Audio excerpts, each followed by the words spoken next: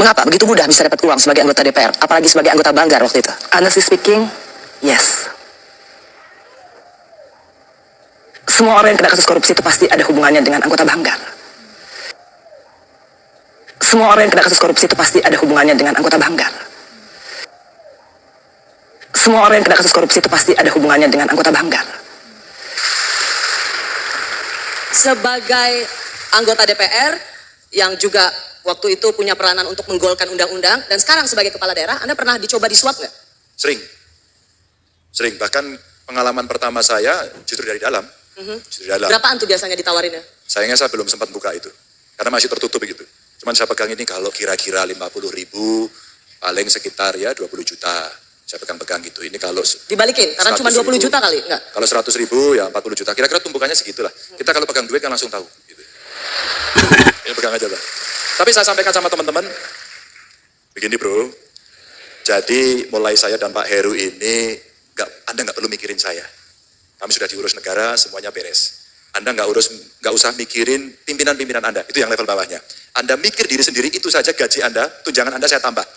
Tugas Anda adalah, saya mau setiap ada komplain publik melalui SMS, melalui website, email, dengan sosial media Anda jawab segera. Jadi itu aja sudah cukup. Biasanya kan pola kepala daerah atau pejabat atau atasan, dia selalu menerima setoran dari anak buah. Sebagai salah satu kewajiban mereka supaya mereka naik pangkat, mereka berkarir bagus. Tapi untuk seorang Ganjar Pranowo, supaya mereka naik pangkat, berkarir bagus, bukan nyetor ke gubernurnya, tapi cukup melakukan pelayanan publik dengan baik. Pelayanan publik dengan baik, laksanakan undang-undang ASN, kebetulan saya ikut, dan Anda untuk naik jabatan cukup ikut tes terbuka, promosi terbuka, lelang jabatan, dan itu saya kawal sendiri.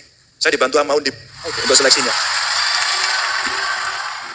Assalamualaikum warahmatullahi wabarakatuh. Om Swastiastu, nama budaya, salam kebajikan, salam rahayu, salam sejahtera, selamat datang, selamat berjumpa lagi bersama Gus A dalam channel Tanda Tanya Politik, semakin gila semakin asik.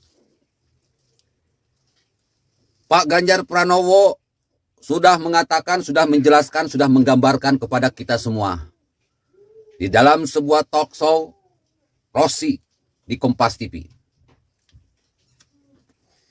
bahwa praktek suap menyuap antara Pemda dengan DPR, antara Pemda dengan DPRD adalah sudah menjadi hal yang biasa. Adalah sudah menjadi hal yang kebiasaan. Makanya korupsi di Indonesia itu sangat susah untuk diberantas. Korupsi di Indonesia sangat susah untuk ditumpas. Ya karena malingnya berjamaah.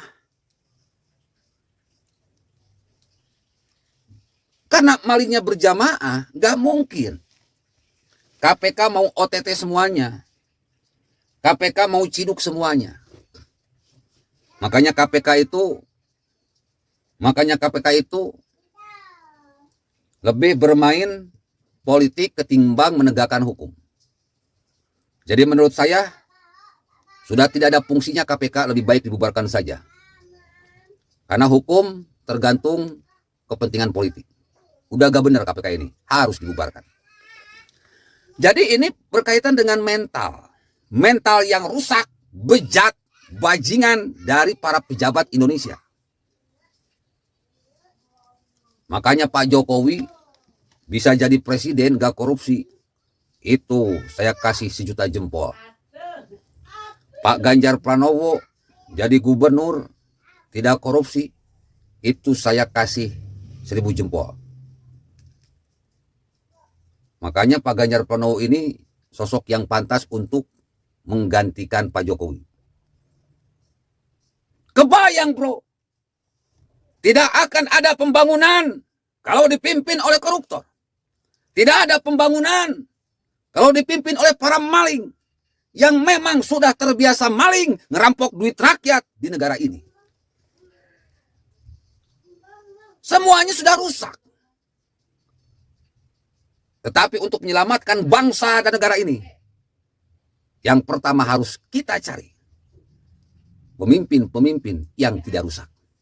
Pemimpin-pemimpin yang anti korupsi. Pemimpin-pemimpin yang tidak bisa disuap. Pemimpin-pemimpin yang bisa menjaga uang rakyat. Di kita itu baru jadi RT udah korupsi. Baru jadi RW udah korupsi. Baru jadi lurah sudah korupsi. Baru jadi camat sudah pada korupsi. Baru jadi bupati, baru jadi wali kota, baru jadi gubernur, baru jadi menteri, sudah pada korupsi. Makanya kalau ada pemimpin yang anti korupsi, ketika jadi gubernur di Jawa Tengah, dia tidak korupsi. Ketika jadi presiden, dia tidak korupsi. Maka orang seperti itulah yang wajib menjadi pimpinan di negara ini. Masalah tengahan dan bawahan, pelan tapi pasti akan kita rubah dengan revolusi otak, revolusi akhlak, dan revolusi mental.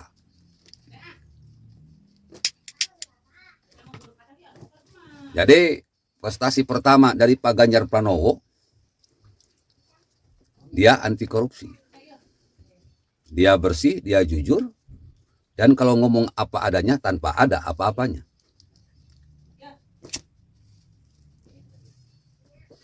Makanya Bapak Ibu, kenapa di DKI Anies Baswedan selalu bebas dari OTT KPK?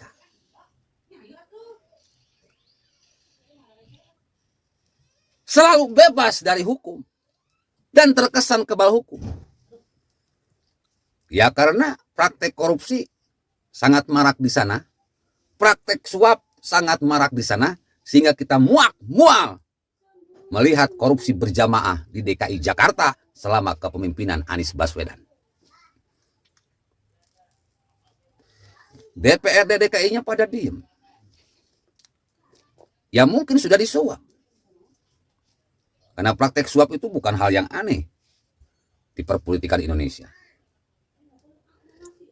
KPK diam, BPK diam.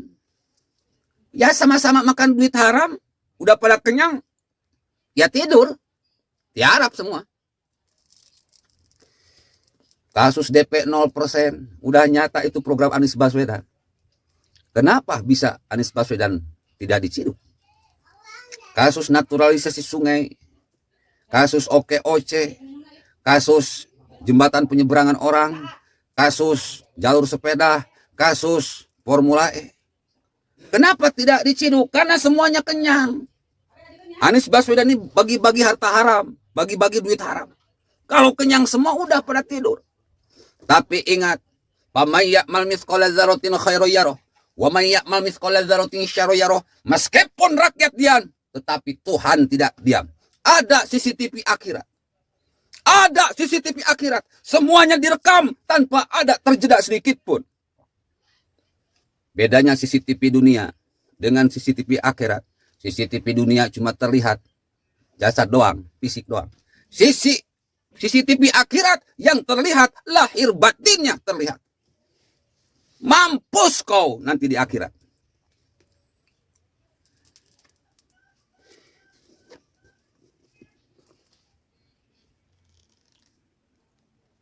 Ada yang bertanya.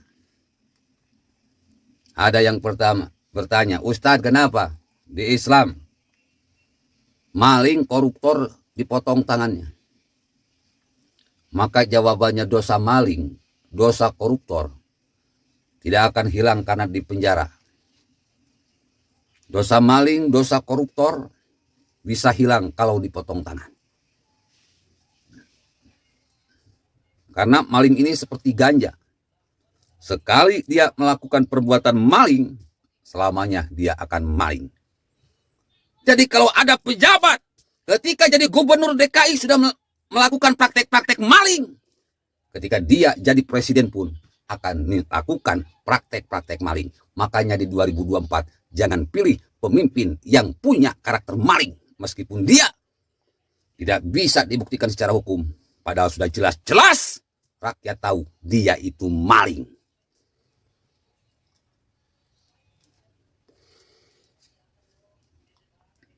Bayangkan, cuma pembangunan JPO. Masa menghabiskan 53 miliar? Fungsinya cuma nyebrang doang. Dana yang digelontorkan 53 miliar. Pakai lift. Cuma buat nyebrang pakai lift. Goblok banget. Kalau dihitung-hitung nggak akan nyampe. Tapi kenapa DPRD diam? Kenapa KPK diam? Kenapa BPK diam? Karena malingnya berjamaah. Yang diawasi dengan yang mengawasi sama-sama maling. Itu jawaban. Nah sekarang di Islam udah jelas, ala laknatullah ala dzalimin. Allah melaknat orang-orang yang jahat. Perhatikan saja Anies Baswedan. Meskipun dia kebal hukum, tapi tidak akan pernah mungkin dia akan bisa jadi presiden. Karena perbuatan maling adalah perbuatan yang dilaknat oleh Allah Subhanahu wa taala. Meskipun dia banyak duit, bisa membeli suara rakyat. Saya yakin rakyat sekarang mulai cerdas, tidak akan memilih maling. Karena resikonya uang rakyat akan dirampok oleh para maling secara berjamaah seperti yang terjadi di DKI Jakarta. Nauzubillah, tsumma nauzubillah. Jadi kalau misalkan jadi gubernur tidak melakukan praktek maling, mantap. Presiden tidak melakukan praktek maling, mantap. Maka lihat pembangunan bisa kita lihat. Tidak ada yang mangkrak. Jadi jelas sekarang, kenapa Anies Baswedan kebal hukum? Karena malingnya berjamaah. Assalamualaikum warahmatullahi wabarakatuh.